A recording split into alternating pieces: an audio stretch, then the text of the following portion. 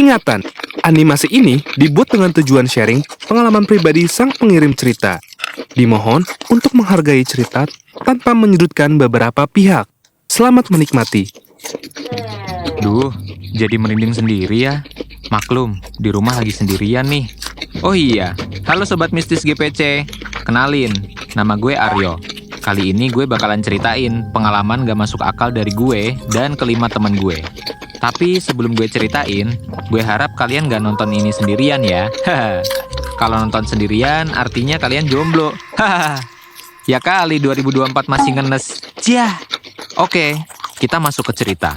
Jadi, gue dan kelima temen gue, Ari, Tio, Esa, Bagas, sama Sigit, ini basicnya anak band. Cuma ya band ala-ala anak SMA aja gitu. Ya palingan sering nge-cover lagu-lagu band luar aja biar berasa si paling skena. Makin lu gak paham musik yang kita mainin, makin keren kita. Hehehehe. Seenggaknya itu yang kita harapkan. Kita sering banget ngumpul di studio musik sekolah. Bahkan hari libur pun kita tetap masuk buat latihan. Sampai suatu ketika, band gue dapat tawaran manggung di pensi anak SMA di luar kota. Sebut aja di kota X. Gue dan temen-temen antusias banget dong. Udah mulai kelihatan nih karirnya band gue. Fix, bentar lagi gue jadi rockstar. Akhirnya sejak kita nerima tawaran itu, kita mati-matian latihan dan siapin semua supaya nggak malu-maluin di sana. Apalagi ini jadi pengalaman manggung pertama sebagai bintang tamu. Seiring berjalannya waktu, nggak berasa udah tinggal sebulan lagi nih kita nyiapin persiapan manggung. Takut banget kalau ada kendala teknis di sana. Tapi ya bismillah aja lah ya. Kita juga sering kok nontonin band lain perform di YouTube, biar nanti pas manggung nggak kaku banget kayak pemerin. Nggak. Bercanda kok. Peace bro. Nah, pas kita lagi asik nontonin band lain perform, tiba-tiba Sigit nyeletuk. Guys, daripada kita nonton dari YouTube, nggak terlalu berasa feel-nya. Mending kita ikut nonton konser band lokal aja gimana? Kebetulan Sabtu besok temen gue ada yang jadi panitia di sana. Jadi bisa lah ya, ntar kita masuk duluan buat lihat-lihat sekalian belajar teknisnya. Gimana? Mendengar ide itu, gue sama teman-teman yang lain langsung sepakat setuju buat datang ke konser itu di hari Minggu. Kita semuanya udah siap nih buat berangkat ke kota X. Kita sengaja berangkat malam karena kita pengen ke venue konser pagi-pagi bareng temennya Sigit yang jadi panitia. Kita kumpul jam 9 malam di rumah Bagas sambil nunggu Esa. Soalnya si Esa malam ini mendadak ikut acara tahlilan saudaranya.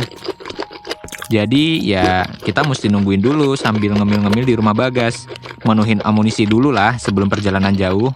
Kan mayan ya kalau perut udah keisi biar gak meleot pas di perjalanan. Gak kerasa waktu udah jam 10 malam. Esa belum kelihatan nih biji ketapangnya. Kita semua agak mulai panik. Kira-kira masih dapat nggak ya kereta malam ke kota X? Mana udah jam 10 lagi. Setelah dihubungin beberapa kali, akhirnya si Esa nelpon dan bilang, gue bentar lagi selesai nih. Kata saudara gue, kereta terakhir ke kota X jam 11.50. Nanti kita ketemu di stasiun Z aja ya, takut ketinggalan kereta. Ya udah deh, kalau Esa bilang gitu, akhirnya kita naik bajai aja ke stasiun. Agak deg-degan nih, karena perjalanannya lumayan macet. Jam 10.30 malam, akhirnya kita sampai di stasiun Z. Kita beli tiket, terus nunggu Esa di dalam. Awalnya, stasiunnya masih ada beberapa orang. Sampai akhirnya, lama-lama sepi banget. Kita semua panik takut kehabisan kereta. Mana si Esa nggak bisa dihubungin lagi. Nggak lama, kereta terakhir arah kota X datang juga. Pas kereta berhenti, pas banget juga nih si Esa datang. Gue cuma bisa ngebatin, nih kutu kupret telat semenit lagi mah udah wassalam kita ketinggalan kereta. Akhirnya kita semua naik kereta. Karena perjalanannya jauh dan kondisinya udah malam, akhirnya selama perjalanan kita semua tidur di kereta. Soalnya lumayan capek dan ngantuk banget. Karena ngerasa udah tidur lama, gue kebangun nih. Terus ngeliat ke jendela. Di luar udah mulai gelap banget. Dan gue beranggapan kalau kita udah mau sampai. Akhirnya gue bangunin teman-teman gue yang lain. Setelah mereka bangun, gue ngeliat si Esa dari tadi duduk dengan wajah pucet banget. Buset, saking pucetnya tuh udah kayak tahu belum dimasak. Pucet bet pucet. Anehnya lagi, gelagat dia kayak orang ketakutan. Ya udah, gue coba tegur dia. Sa, lu kenapa? Sakit? Pucet banget muka lu. Tapi sama sekali nggak ada balesan. Dia cuma ngangguk aja. Tapi ya udah, nggak begitu gue gubris. Ya mungkin emang kecapean aja. Kan dia datang juga mepet-mepet. Fix paling kecapean. Gak lama, kereta kita sampai di stasiun Kota X, sekitar jam 1:25 dini hari. Kita semua turun dari kereta, dan kita baru sadar, ternyata yang turun dari kereta itu cuma kita doang, alias gak ada seorang pun yang ikut turun. Di tengah kebingungan, tiba-tiba kereta itu kembali berangkat.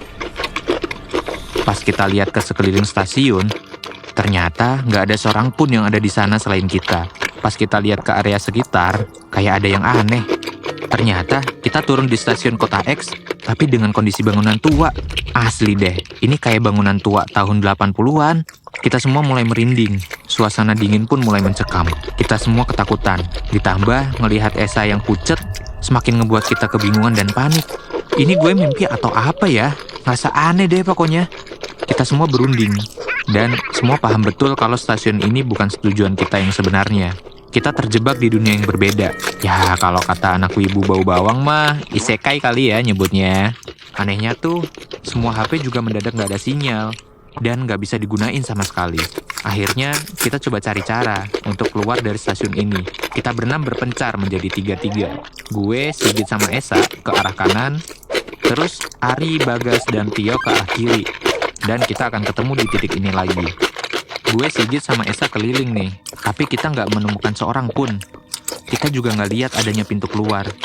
Ada beberapa ruangan, tapi semua itu udah digembok pakai rantai. Tembok-temboknya juga penuh tanaman rambat.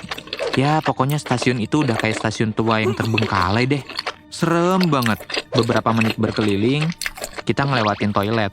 Pas banget, gue sama Sigit kebelet buang air. Akhirnya, kita berdua buang air di sana. Nah, si Esa nunggu kita di luar. Padahal gue suruh join bertigaan aja biar kagak ada yang di luar. Dianya nggak mau. Ya wes lah. Selesai gue sama Sigit buang air, tiba-tiba Esa nggak ada di tempat semula. Gazwat, nih anak kemana anjir? Gue sama Sigit mulai panik. Gue teriak manggil-manggil Esa, tapi tetap nggak ada sahutan. Esa beneran menghilang. Awas aja kalau dia sengaja ngumpet. Bakal gue jitak tuh palanya. Gue sama Sigit panik dan langsung kembali ke titik kumpul. Gak lama, Ari, Tio, sama Bagas datang dan kita ceritain kronologi Esa hilang. Semua semakin panik, kebingungan, dan gak tahu harus berbuat apa. Di tengah kekalutan, tiba-tiba udara dingin menyapa. Suasana semakin terasa mencekam. Dari arah seberang rel, tiba-tiba ada seekor kucing hitam yang memantau kita sejak tadi. Kita semua semakin ketakutan dan terus berdoa. Kucingnya diem, gak berisik, apalagi sekedar ngeong. Bener-bener cuma natap kita dari kejauhan doang. Memasuki jam 2 dini hari, Bagas tiba-tiba bilang gini, "Guys, kalian pasti tahu lah ya kalau ada yang gak beres di sini. Pokoknya kita tungguin kereta pertama datang, siapa tahu kereta itu ngebawa kita pulang lagi. Nah nanti kalau udah di sana, kita cari bantuan buat cari Esa." Kita semua setuju dengan apa yang dibilang Bagas. Tapi tiba-tiba Ari bilang, "Tapi Gas, kalau ternyata keretanya nggak nganterin kita pulang gimana?" Kita semua semakin ketakutan pas Ari bilang gitu. Make sense sih, soalnya ini aja kagak jelas kemana. Tapi lagi-lagi Bagas meyakinin kita. Enggak, pokoknya bismillah aja. Semuanya juga berdoa ya, jangan sampai ada yang pikir hal buruk. Kita harus yakin kalau kita bakalan selamat. Tio juga nambahin. Dan kita juga mesti fokus ya. Selama di kereta jangan ada yang tidur atau bengong. Semua harus doa, kalau ada orang di kereta jangan ada yang gubris. Pokoknya diem aja. Sekitar pukul 3, kita ngeliat ada kereta yang datang. Kita semua bersiap dan gak lupa terus zikir dalam hati. Semakin dekat dengan kereta, tapi kok yang datang kereta tua? Kereta yang masih pakai cerobong asap? Asli, kita semua bingung mau naik atau enggak. Karena keburu takut sama kereta tua yang datang. Ya, kalau ini di Inggris mah enak, berasa Harry Potter. Lah, kita mah beda konsep, bro. Di tengah kebingungan dan ketakutan ini, Bagas lagi-lagi meyakinin kita. Akhirnya kita semua naik kereta ini. Doa dan zikir nggak berhenti kita ucapkan.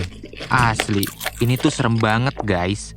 Gua sampai udah pasrah kalau gua nggak balik lagi ke dunia. Di tengah perjalanan, tiba-tiba ada kondektur yang nyamperin kita dan ngasih karcis tiket. Kita semua nunduk dan nggak ada yang berani lihat mukanya. Ngelihat tangannya benar-benar warna putih pucat. Kita semua ketakutan dan nggak berhenti zikir dalam hati. Setelah menempuh perjalanan yang cukup lama dan udah capek karena seharian nahan ngantuk, tanpa sadar kita semua ketiduran di kereta dan terbangun ketika ada kucing hitam yang menyenggol kaki kami satu persatu. Setelah terbangun dari tidur, gak lama kereta kita berhenti di salah satu stasiun. Kita semua langsung buru-buru turun dari kereta dan alhamdulillah kami turun di Z. Bangunannya juga terlihat normal. Kita semua langsung cari orang dan cari pintu keluar. Dan kita bertemu dengan satpam yang lagi berjaga di luar stasiun. Kita semua teriak minta tolong. Tolong pak, tolong bukain pintu stasiun pak. Teriakan Bagas yang juga diikuti dengan yang lainnya. Pak Satpam melihat kami dan membuka pintu stasiun dengan wajah kebingungan. Akhirnya kita semua ceritain apa yang kami alami ke Pak Satpam. Dan beliau segera menghubungi keluarga kami, termasuk orang tua Esa. Sehabis subuh, semua orang tua kami datang ke stasiun Z sambil menangis. Kami semua berpelukan. Tapi di tengah keharuan ini, tiba-tiba kami melihat Esa di antara kami. Dan dia bilang, kalian kemana aja loh? Katanya nunggu kereta terakhir, tapi kalian gua tungguin di sini sampai kereta terakhir kok nggak ada. Gua sampai ke kota X sendirian. Gua cari di stasiun juga nggak ada. Seminggu berturut-turut gua cari kalian sama ayah gue, tapi kalian nggak ada. Kalian kemana aja? Terus bapak gua juga bilang gini, iya loh, kalian sudah seminggu nggak ada kabar ya Allah. Tiap hari semuanya nangis sambil nyari kabar kalian. Ngedenger itu semua, gue dan yang lainnya cuma bisa diem dan masih mencerna semuanya. Jadi selama ini, yang ikut kita itu bukan Esa. Dan yang parahnya, ternyata kita udah hilang seminggu. Ya ampun, gue gak bisa berkata-kata. Gue cuma bisa bersyukur, karena masih bisa hidup dan dipertemukan dengan keluarga gue. Pengalaman ajaib ini akan gue kenang sebagai cerita yang gak masuk akal yang pernah ada dalam hidup gue. Buat kalian, selalu hati-hati ya. Jangan lupa doa dimanapun dan kapanpun. Karena tanggal apes gak ada di kalender guys. Gue berharap kita selalu ada dalam lindungan Tuhan. Amin, amin. Kalau kalian suka, silakan like, share, komen, dan subscribe channel Gue Punya Cerita. Bye-bye.